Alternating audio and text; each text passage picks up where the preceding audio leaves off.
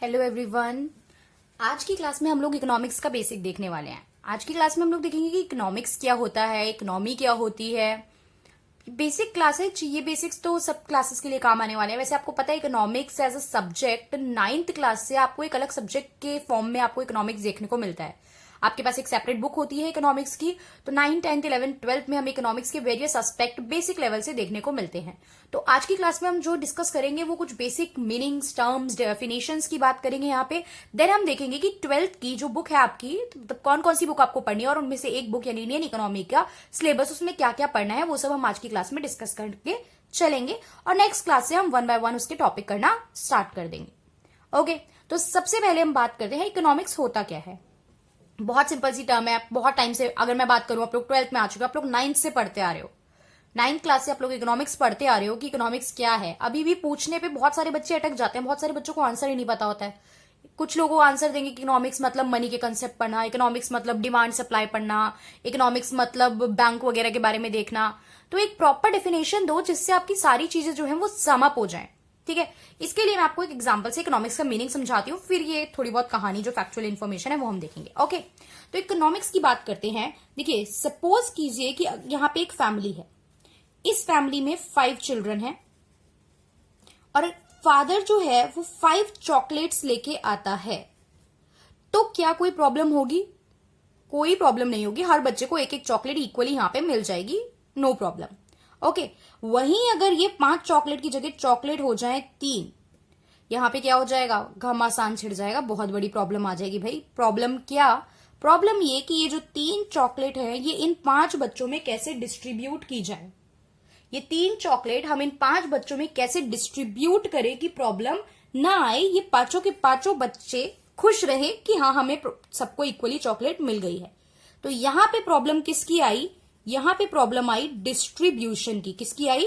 Distribution की। और अगर मैं बात करूं तो यहां पे इसको थोड़ा सा टेक्निकल वर्ड दे दूं तो प्रॉब्लम आई एलोकेशन की। किसकी? एलोकेशन की, राइट, मतलब बांटने की। और एलोकेशन किसका बेटा? एलोकेशन रिसोर्सेस का। एलोकेशन रिसोर्सेस का। अब रिसोर्सेस को बांटने की जरूरत क्यों पड़ी थी? रिसोर्सेस को बांटने की जरूरत तो इसलिए पड़ी थी ना क्योंकि रिसोर्सेस कम है। तो रिसोर्सेस के आगे हम वर्ड लगा देंगे स्कैर्स रिसोर्सेस। क्यों रिसोर्सेस कम से मेरा क्या मतलब है कि मार्केट में मांग रहे थे, ये 5 बच्चे थे, ये मांग रहे थे 5 चॉकलेट चाहिए, लेकिन मिली 3 चॉकलेट। ठीक है, डिमांड हो रही है मार्केट में ज्यादा, लोग मांग ज्यादा रहे हैं, लेकिन आप सप्लाई उतनी नहीं कर पा रहे हो। उस केस को कहते हैं scarcity of the resources. Resources कम हो जाते हैं। एंड मैं मान के चल रही हूँ कि आप लोग 11th में ये चीज पढ़ के आए हैं बेसिक। 11th की जब मैं वीडियोस डालूंगी तो 11th में मैं और अच्छे से कराऊंगी। अगर किसी बच्चे को स्टिल इस कंसेप्ट में प्रॉब्लम है तो जब 11th की वीडियो में अपलोड करूंगी तो प्लीज जाके 11th की वीडियो आप लोग देखिए ताकि आपका बेसिक क्लियर हो जाए। Is it okay? फिर भी मैं यहाँ पे बहुत बेसिक बातें आपको बता रही हूं कि आप बांटोगे, डिस्ट्रीब्यूट और एलोकेट करोगे किसको? रिसोर्सेस को। किस तरीके से रिसोर्सेस का बंटवारा करना है कि ये पांचों के पांचों बच्चे खुश रहे ना। ये 5 बच्चे तो एक फैमिली का छोटा सा एक कमोडिटी के लिए एग्जाम्पल था। वहीं मैं कंट्री की बात करूं, इंडिया की बात करूं, कितनी बड़ी कंट्री है और कितने सारे लोग हैं, राइट। तो डिस्ट्रीब्यूशन और एलोकेशन ऑफ स्कैर रिसोर्सेज इस तरीके से होना चाहिए, इन सच अ वे दैट, किस तरीके से हो? 3 पार्ट में डिवाइड कर दो सोसाइटी को। 1 is consumer, another is producer and others. ठीक है, अभी ये क्या होते हैं ये भी डिस्कस करेंगे, बट अभी कंज्यूमर, प्रोड्यूसर एंड अदर। अब मुझे एक बात बताइए, कोई भी पर्सन कोई चीज कंज्यूम कर रहा है, आप कोई चीज खरीद रहे हो, आप कोई चीज यूज कर रहे हो, वो आप क्यों कर रहे हो? क्योंकि आपको जरूरत है, आपको नीड है। अपनी नीड को फुलफिल करने के लिए, अपनी नीड को सेटिस्फाई करने के लिए। क्या करने के लिए? अपनी नीड को सेटिस्फाई करने के लिए, यानी सेटिस्फेक्शन के लिए आप कोई भी चीज खरीद रहे हो। वहीं प्रोड्यूसर कोई भी चीज बना के बेच रहा है, क्यों बना के बेच रहा है? उसे चाहिए प्रॉफिट। ऑलराइट। और रिमेनिंग सोसाइटी क्या कहती है कि मुझे ना आपसे मतलब, मुझे ना आपसे मतलब, बस मेरा कोई नुकसान मत करो। ठीक है, यानी मेरा वेलफेयर होना चाहिए, मेरा कोई नुकसान आपके इस सेटिस्फेक्शन और प्रॉफिट की वजह से नहीं होना चाहिए। ऑलराइट, तो इसका मतलब क्या निकल के आया कि हमें क्या करना है? हमें डिस्ट्रीब्यूशन और एलोकेशन करना है स्कैर्स रिसोर्सेज का in such a way that consumer will get maximum satisfaction, producer will get maximum profit and other society will get its welfare. Other society का क्या हो? वेलफेयर हो। यहां पे इकोनॉमिक्स का आपको प्रॉपर एक मीनिंग निकल के मिला। ठीक है, अभी याद भी हो गया आपको पढ़ते पढ़ते कि इकोनॉमिक्स मीन्स डिस्ट्रीब्यूशन और allocation of scarce resources in such a way that consumer will get maximum satisfaction, producer will get maximum profit and other society will get it's social welfare. Is that clear? Economics क्या होता है हमें clear हुआ। छोटी सी factual information इसके बारे में जान लेते हैं कि इकोनॉमिक्स जो है ये ग्रीक लैंग्वेज के एक वर्ड से आया है। ठीक है, क्या वर्ड है ग्रीक लैंग्वेज का? ओक्योनोमिया। ओक्योनोमिया को डिवाइड करूं मैं तो दो वर्ड निकल के आते हैं, वन इज ओक्योस एंड अनदर इज नोमिया। ओक्यूज का मतलब होता है हाउस होल्ड एंड नोमिया का मतलब होता है मैनेजमेंट। इसका मतलब हाउस होल्ड मैनेजमेंट करना। हाउस होल्ड मैनेजमेंट में देखो मैंने एक रिसोर्सेज का एग्जांपल लिया ना, इसी तरीके से घर की बात करूं तो गेहूं, दाल, आटा, चावल, चना, इतनी सारी खाने की चीजें होती है, प्लस बच्चों की फीस जानी है, स्कूल है, ट्यूशन है, बहुत सारी चीजें पूरा मैनेज करना, सब इकोनॉमी से कनेक्टेड है ना कहीं, सब कुछ इकोनॉमी पे डिपेंड करता है। ऑलराइट, तो इकोनॉमी से कनेक्टेड है। ये एक फैमिली थी, यहाँ पे जो हाउस होल्ड की बात हो रही है ये सिर्फ आपके घर की नहीं हो रही है, आपके जैसे बहुत सारे घरों की हो रही है, मतलब इंडिया एज अ होल की हो रही है। ऑलराइट, तो हाउस होल्ड मैनेजमेंट में एक इनिशियल बात होती है। ठीक है, ये चीज हमें समझ में आई। अब थोड़ा बैकग्राउंड की बात करूं ना, जरूरी नहीं है बट छोटी सी पॉइंट है, सुन लो। देखो, कौटिल्य ने एक बुक लिखी थी अर्थशास्त्र। कौटिल्य का अगर आप लोगों को नाम पता हो तो कौटिल्य ने एक बुक लिखी थी, क्या? अर्थशास्त्र। और अर्थशास्त्र इफ यू नो, हिंदी में इकोनॉमिक्स को ही अर्थशास्त्र बोलते हैं। तो अर्थशास्त्र की बैकग्राउंड तो आपकी हिस्टोरिकल टाइम पे भी देखने को मिलती थी, बट तब सिर्फ अर्थशास्त्र मतलब पैसा मनी नहीं था। अर्थशास्त्र मतलब पूरी इकोनॉमी जो है ना, पूरा देश जो है ना, वो कैसे मैनेज होगा, मतलब एक राजा जो है वो कैसे पैसे से रिलेटेड चीजें देखेगा, कैसे प्रजा को देखेगा, क्या उसकी ड्यूटी बनती है, ये पूरा एक ब्रॉडर एस्पेक्ट था। धीरे धीरे मॉडर्न फॉर्म में आते आते चीजें चेंज हुई। ठीक है, और यहां पे हमने इकोनॉमिक्स का एक नया मतलब डिराइव करा है। कहानी कैसे पहुंचे हम यहां तक वो तो हम अपनी सिलेबस में बुक्स में देखेंगे ही, आपकी इंडियन इकोनॉमिक्स वाली, बट ये चीज हमें यहाँ पे समझ में आ गई। ठीक है, वहीं अगर हम बात करें जो आज के टाइम पे आप मॉडर्न इकोनॉमी पढ़ते हैं, I will use the word, जो हम लोग मॉडर्न, ये वर्ड मैंने क्यों बताया क्योंकि ये थोड़ा सा पुराना कंसेप्ट था इकोनॉमिक्स का। तो आज जो हम मॉडर्न इकोनॉमी पढ़ते हैं उसको स्टार्ट करने वाले पर्सन कौन थे? Adam Smith. कौन थे? Adam Smith. इसीलिए एडम स्मिथ को फादर ऑफ इकोनॉमिक्स भी कहा जाता है। इन्होंने 1776 में एक बुक लिखी थी वेल्थ ऑफ नेशन, जिसमें इन्होंने इकोनॉमिक्स का क्या किया है? जिक्र किया है। वेल्थ से समझ में आ रहा है ना आपको वर्ड? वेल्थ से क्या कनेक्शन होता है? वेल्थ से प्रोस्पैरिटी, वेल्थ से यहाँ पे इकोनॉमिक टर्म से कनेक्शन है। ओके, तो मॉडर्न कंसेप्ट समझ में आया, थोड़ा हिस्टोरिकल बस टच करा है मैंने, कहानी नहीं जाननी है, ये भी आपको समझ में आ गया। और इकोनॉमिक्स जनरल लैंग्वेज में क्या होती है ये भी हमें समझ में आ गया। ऑलराइट, अब इकोनॉमिक्स के साथ हम लोग एक वर्ड यूज करते हैं, इकोनॉमी। तो मैं चाहती हूं आप लोग इकोनॉमी का मतलब बताएं। 11th में पढ़ के आए हो आप लोग ये चीजें, माइक्रो में पढ़ा होगा आपने central problems of economy, why there is central problem in the economy, and क्या कितने टाइप की इकोनॉमी होती है, कैपिटलिस्ट, सोशलिस्ट वगैरह। यहां मैं 12th में इसको दोबारा बताऊंगी, चैप्टर नंबर 2 में इंडियन इकोनॉमी के आपको कराते हुए। बट अभी आप लोग मुझे बताइए, क्योंकि बेसिक आप लोगों ने मतलब आप लोग सोचिए कि आपको इसका मीनिंग पता है या नहीं, क्योंकि बेसिक आप लोग पढ़ के आए हैं, ये जो क्लास का 11th का है। ठीक है, स्टिल मैं बोल रही हूं यहाँ पे सिर्फ इकोनॉमी का मीनिंग बताऊंगी, बाकी सारी चीजें इंडियन इकोनॉमी के चैप्टर 2 में कवर करेंगे।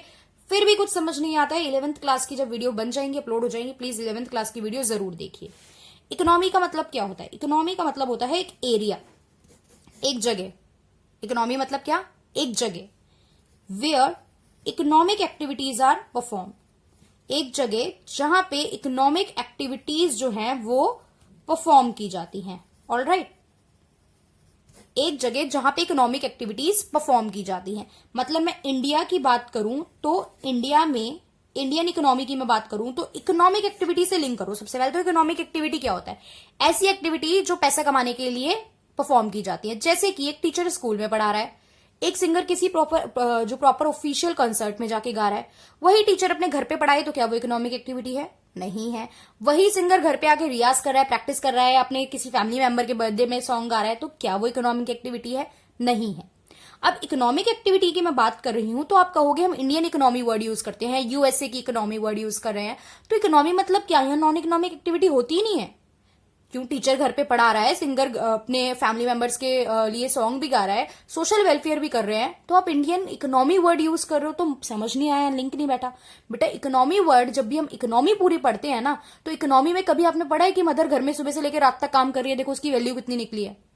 कभी आपने पढ़ा वो इंसान सोशल वेलफेयर कर रहा है, देखो इंसान को अच्छा तो बोल देंगे लेकिन आपने कैलकुलेट करा है वो इंसान सोशल वेलफेयर कर रहा है, चलो देखो इसकी वैल्यू कितनी निकली है? नहीं। तो ये सब इकोनॉमी में काउंट ही नहीं होती चीजें। ये इकोनॉमी में काउंट नहीं होती हैं। इकोनॉमी में सिर्फ क्या काउंट होता है, इकोनॉमिक एक्टिविटीज। तो इकोनॉमिक एक्टिविटी का मतलब ये नहीं है कि नॉन इकोनॉमिक एक्टिविटी आपकी सोसाइटी में नहीं हो रही है, बिल्कुल हो रही है, लेकिन जब मैं इकोनॉमी यूज करूंगी तो मैं काउंट किसे करती हूं, मैं इकोनॉमिक एक्टिविटीज को काउंट करती हूं जिन एक्टिविटीज से पैसा आ रहा है। तो economy means an area where the economic activities are perform. एक ऐसा सिस्टम है जिससे हम क्या करते हैं, इकोनॉमी अपनी सोसाइटी को गवर्न करते हैं, राइट। जैसे कि मैं बात करूं तो आपके पास 3 एक्टिविटी होंगी, ये तो बहुत इनिशियल स्टेज पे बच्चों को पढ़ा दी जाती है, primary, secondary and tertiary. Primary, secondary and tertiary sector होता है, राइट। प्राइमरी मतलब एग्रीकल्चर से रिलेट करता है, ठीक है, एग्रीकल्चर से भी पैसा कमा रहे हैं लोग, ठीक है। तो secondary industry, manufacturing unit, raw material को फिनिश्ड गुड में चेंज अप करते हो, तो ये भी पैसा कमाने का एक जरिया है। टर्शरी मतलब हो गया सर्विसेज, सेवाएं देके। इंडिया में तो बेटा सर्विसेज सेक्टर जो है, इस टाइम पे सर्विस सेक्टर ही ज्यादा हमारा चल रहा है, हम सर्विस सेक्टर में ही इंगेज है, हमारी बहुत सारी जो है पॉपुलेशन वो। तो सर्विस सेक्टर की बात करें तो सर्विस सेक्टर का क्या मतलब है यहाँ पे, सर्विस सेक्टर का मतलब है बैंकिंग में काम करना, ट्रांसपोर्टेशन में काम करना, इंफ्रास्ट्रक्चर की बात करना, आईटी की बात करना, कम्युनिकेशन, आईटी, ये सब कुछ सर्विस सेक्टर में जाता है। ऑलराइट, तो इकोनॉमी मतलब मीनिंग ये हुआ, किस किस तरीके की इकोनॉमिक एक्टिविटी है ये यहाँ पे क्लियर हुआ, ठीक है। जितना बता रही हूं अभी उतना समझना है, अभी ये नहीं, ये भी नहीं बताया इकोनॉमी के बारे में, वो भी नहीं बताया, टाइम आने पे सारी चीजें धीरे धीरे करके आप तक पहुंच जाएंगी। ओके, अब जो मेन पर्पज है वो है हमारा डिस्कस करना आपकी बुक जो है इंडियन इकोनॉमी एंड डेवलपमेंट। आपको पता है आपकी 12th में 2 बुक्स हैं, ठीक है, मैक्रो है आपकी एक बुक और एक आपकी बुक है Indian economy and development. Macro क्या होता है, माइक्रो क्या होता है, I am not discussing it, अभी नहीं डिस्कस कर रही हूं मैं इसको, अभी सीधा हम लोग आ रहे हैं आपकी बुक में, आपको इस बुक में आपको क्या क्या पढ़ना है। Okay, Indian economy and development, India पता है, ठीक है, हमारी प्यारी सी कंट्री। इकोनॉमी का मतलब मैंने आपको बता दिया, डेवलपमेंट मीन होता है विकास होना, हर ओवरऑल एस्पेक्ट से ग्रो करना, मॉनेटरी नॉन मॉनेटरी हर तरीके से ग्रो करना इंसान को, कंट्री को। यहां पे हम किसकी डेवलपमेंट की बात करें, हम इंडिया की डेवलपमेंट की बात करें। ऑलराइट, अब देखते हैं यहाँ पे करना क्या क्या है आपको बेटा। आपको पता है इकोनॉमी जो है जैसी आज दिख रही है वो आज एक प्रोसेस से होके गुजरी है, क्योंकि हम लोग ब्रिटिशर के अंडर थे। क्या डिसीजन आप लेते थे, क्या इकोनॉमी आप चलाते थे, नहीं, everything was under the control of the britisher. आजादी के बाद हम कैसे संभले, हमने अपने इकोनॉमिक डिसीजन लेना कैसे स्टार्ट किया, हमारी कंट्री में अर्निंग होनी कैसे स्टार्ट की, तो ये सारी कहानी हमें over the period of time जाननी है। कैसे हमारे यहाँ पे इंडस्ट्री लगनी स्टार्ट हुई, कैसे मेरा एग्रीकल्चर सेक्टर जो था वो ग्रो करा, ये सारी कहानी हम लोगों को आपकी इस बुक में कवर करके चलनी है। तो वही आपका पहला चैप्टर है Indian economy on the eve of independence. आजादी के समय में आपकी इंडिया की इकोनॉमी कैसी थी। तो अब जब मैं इंडिया की इकोनॉमी की बात करूंगी यहाँ पे जिस भी चैप्टर में, तो I will talk about agriculture, कि मेरी इंडिया का एग्रीकल्चर कैसा था। I will talk about occupation, मतलब कौन प्राइमरी सेकेंडरी टर्शरी में कितना इंगेज है। I will talk about industry, ठीक है, इंडस्ट्री कैसी है। I will talk about infrastructure, की इंफ्रास्ट्रक्चर रोडवेज रेलवेज वाली कहानी, कैसे जो है आप लोग इंफ्रा को स्ट्रॉन्ग कर रहे थे जिससे कि कनेक्शंस जो थे और कम्युनिकेशन वाली चीजें जो है वो स्ट्रॉन्ग हो पाए। और अभी तो बेटा आपको पता है 1947 पे तो ब्रिटिशर का कुछ ना कुछ इम्पैक्ट भी रहा होगा, ठीक है, 1947 में जब गए हैं तो कुछ ना कुछ इम्पैक्ट तो यहां तक हमारे पास ब्रिटिशर का रहा होगा।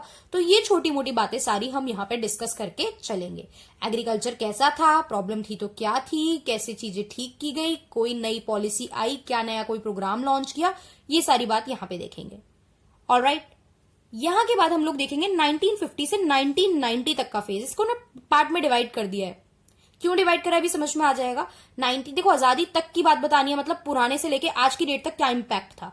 उसके बाद आजादी के बाद हम लोगों ने क्या क्या चेंज करे टिल 1990, टिल 1990 क्या क्या चीजें करी हैं। टिल 1990 एग्रीकल्चर में क्या इंप्रूवमेंट आए हैं, एग्रीकल्चर को लेके बहुत सारे लॉ यहाँ पे आ गए थे, डिस्कस करूंगी मैं आप लोगों के साथ। बहुत सारे लोगों के पास लैंड इतनी ज्यादा हो जाती थी, जमींदार के पास, किसानों के पास जमीन ही नहीं है। कुछ लोग बिल्कुल पैसा भर भर के अमीर होते जा रहे हैं और कुछ लोगों के पास कुछ है ही नहीं। ये तो आज भी थोड़ी प्रॉब्लम है हमारी सोसाइटी में। तो ये चीज देखेंगे कि लैंड पे सीलिंग लगा दी गई। 1956 में जो है कुछ रिफॉर्म इंडस्ट्री में लाए गए, ठीक है, ये चीज हम लोग देख के चलेंगे। आपको पता है 1950 के बाद आपकी जो है 51 में यहाँ पे हम लोगों ने प्लानिंग कमीशन यहाँ पे स्टैब्लिश कर दी गई थी और 5 ईयर प्लान, शॉर्ट टर्म और लॉन्ग टर्म प्लान बना दिए गए थे कि हम इंडिया के लिए क्या शॉर्ट 5-5 साल के गोल लेके चलेंगे, जिससे हम पता लगाते हैं कि हम जीडीपी कितनी अचीव कर लेते हैं। ठीक है, हम कितनी ग्रोथ रेट अचीव कर लेते हैं हर 5 सालों में, ये हम लोग कैलकुलेट कंप्यूट करके चलते हैं। तो 5 ईयर प्लान आने का क्या रीजन था, 5 ईयर प्लान जो थे स्टार्टिंग में, जितने भी 5 ईयर प्लान हुए हैं वो कितने सक्सेसफुल रहे और क्या क्या ऑब्जेक्टिव था 5 ईयर प्लान का।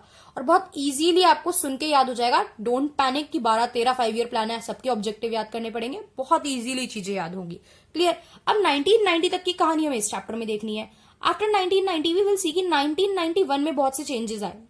1991 के समय बेटा हमारी इकोनॉमी बहुत डाउन चल रही थी, क्योंकि यहाँ पे अर्निंग नहीं थी। आपको पता है हम लोग ना सोशल वेलफेयर पे, I will discuss it later on, अभी बस सुन लो। सोशल वेलफेयर पे जो है फोकस करते हैं हम लोग, सोसाइटी की वेलफेयर के बारे में बात करते थे। इंटरनेशनली ट्रेड नहीं होता था, डीलिंग नहीं होती थी, बाहर की कंट्री से ट्रेड नहीं था हमारा, तो इकोनॉमी भी डाउन थी। लोन भी ले लिया, आरबीआई से भी बात हो गई, वर्ल्ड बैंक से भी बात हो गई, भाई लोन भी नहीं है हमारे पास, पैसा पूरी तरीके से खत्म है।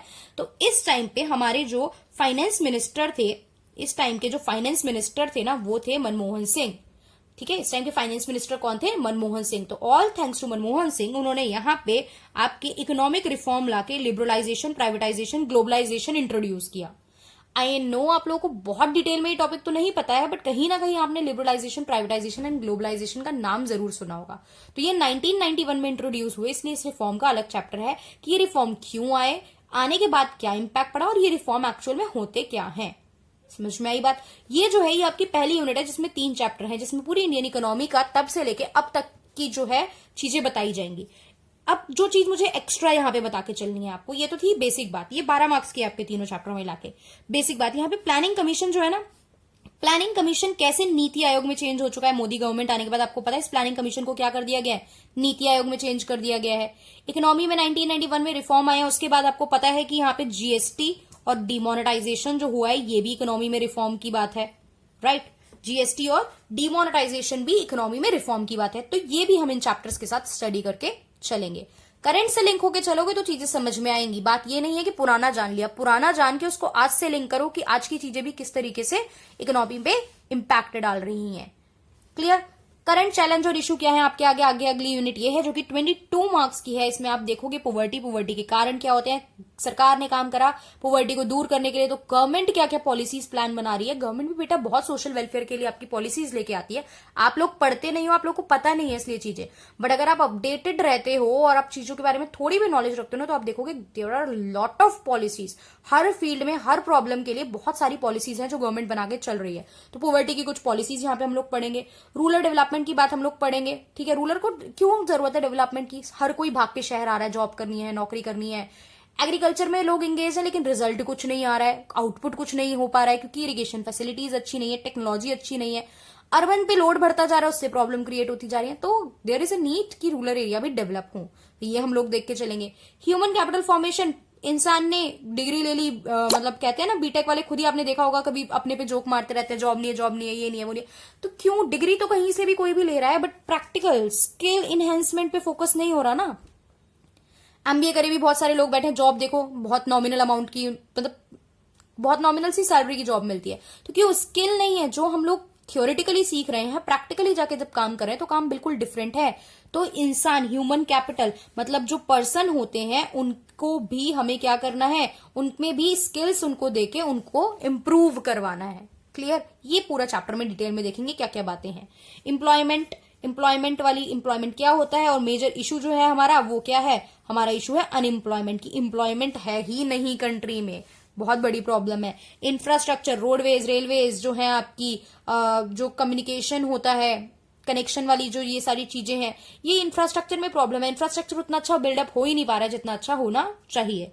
Plus economic development, sustainable word की बात करें तो सस्टेनेबल वर्ड सुनते ही आपके दिमाग में आना चाहिए क्या, सस्टेनेबल वर्ड सुनते ही आपके दिमाग में आना चाहिए वो चीज जो आप तो यूज कर रहे हो, प्लस आपकी आने वाली जनरेशन भी जिसे यूज कर पाए, राइट। ये सस्टेनेबल होता है। तो इकोनॉमिक डेवलपमेंट भी ऐसा ही होना चाहिए। नहीं आज तो बहुत ऊंचा डेवलपमेंट करके दिखा दिया हमने, सब कुछ हो गया, और बाद में बहुत सारी चीजें उसके लिए आपको एक्सप्लॉइट करनी पड़ी हो। ठीक है, तो इकोनॉमिक डेवलपमेंट ऐसा भी नहीं होना चाहिए। इकोनॉमिक डेवलपमेंट जो होना चाहिए वो सस्टेनेबल होना चाहिए, लॉन्ग लास्टिंग होना चाहिए। ठीक है, ये बात है। इसके अलावा जो इस यूनिट में मैं आपको एक्स्ट्रा बता के चलूंगी, एट प्रेजेंट आपको पता है क्या सिचुएशन चल रही है, कोरोना वायरस का केस चल रहा है। तो हम लोग जो हेल्थ की वजह से इश्यूज क्रिएट होते हैं ना, हेल्थ एंड ऑल, ये सारी कहानी भी यहाँ पे देख के चलेंगे कि कैसे हेल्थ जो वाला फैक्टर है, ये सारी चीजें हमारी इकोनॉमी पे नेगेटिव इंपैक्ट डालती हैं। अगेन मैंने बोला करंट से लिंक करके सारी चीजें हम लोग करके चलेंगे। 22 मार्क्स की ये था आपका। उसके बाद आपका आता है comparison of nation. Comparison of nation में आपको क्या करना है, आपको अपनी नेबरिंग कंट्री से अपने नेशन को कंपेयर करना है कि वहां क्या चीजें हैं और आपके यहाँ क्या चीजें हैं। आपके जो सिलेबस में है वो 3 यहाँ पे नेशन है, India, Pakistan and China. Okay, India, Pakistan, China हम पढ़ेंगे तो हम इनकी इकोनॉमी के बारे में पढ़ेंगे, तीनों में क्या क्या चीजें सिमिलैरिटीज है, क्या क्या डिसमिलैरिटीज है, ये सारी हम पढ़ के चलेंगे। और अगेन इसको भी हम लोग एट प्रेजेंट के, क्योंकि जब तक हम इस चैप्टर में पहुंचेंगे, लास्ट में आप लोगों के सिलेबस का लास्ट चैप्टर है, जब तक हम लोग पहुंचेंगे आई होप ये सारी चीजें प्रॉपरली पूरी तरीके से हर इकोनॉमी से ग्लोबली पूरी तरीके से कोरोना वायरस का इम्पैक्ट जा चुका होगा। ठीक है, तो होप करते हैं हम लोग ये सारी चीजें ठीक हो चुकी होंगी, तो हम उस टाइम पे कोरोना वायरस का जो इम्पैक्ट पड़ा है हर नेशन पे, बेसिकली इन 3 नेशन की तो बात करनी ही करनी है और इंडिया की तो हमें करनी ही करनी है, तो इनका क्या इम्पैक्ट पड़ा है और आपस में जैसे इंडिया पाकिस्तान का ट्रेड होता है, इंडिया चाइना का ट्रेड होता है, ट्रेडिंग फॉर्म में तो हम लोग कनेक्टेड है कुछ भी अलग अलग चीजों में, तो कैसे डिफरेंट डिफरेंट चीजों पे क्या पड़ा है, ट्रेड पे इम्पैक्ट पड़ा है, कैसे यहाँ पे ट्रैवल वगैरह आने जाने पे इम्पैक्ट पड़ा है, ये सारी चीजें भी हम लोग इस चैप्टर में देख के चलेंगे, जो कि आपकी बुक में नहीं है, बट क्योंकि प्रेजेंटली ये चीजें हो रही हैं तो घुमा फिरा के पेपर में 12th बोर्ड में कुछ भी क्वेश्चन बेटा छोटी सी केस स्टडी बना के छोटी सी लाइंस लिख के भी पेपर में क्वेश्चन दिया जा सकता है। सो हम लोग जो है पेपर के साथ कॉम्प्रोमाइज नहीं करेंगे और थोड़े बहुत एक्सपेरिमेंट यहाँ पे हम लोग पढ़ते हुए करके चलेंगे। ओके, सो दैट्स ऑल कि ये था आपका बेसिक, और मुझे इकोनॉमी का मीनिंग बताया मैंने आपको, वो बताना पड़ा क्योंकि मुझे इस बुक के बारे में बात करनी थी और इस बुक का नाम ही इकोनॉमी से कनेक्टेड है, तो हमें इकोनॉमी का मीनिंग देखना पड़ा। आज की क्लास में हमने इस बुक का सिलेबस डिस्कस कर लिया। अगली क्लास से हम लोग क्या करेंगे, इसका फर्स्ट चैप्टर स्टार्ट कर देंगे आपका, that is Indian economy on the eve of independence. Okay, so that's all for today, thank you for watching.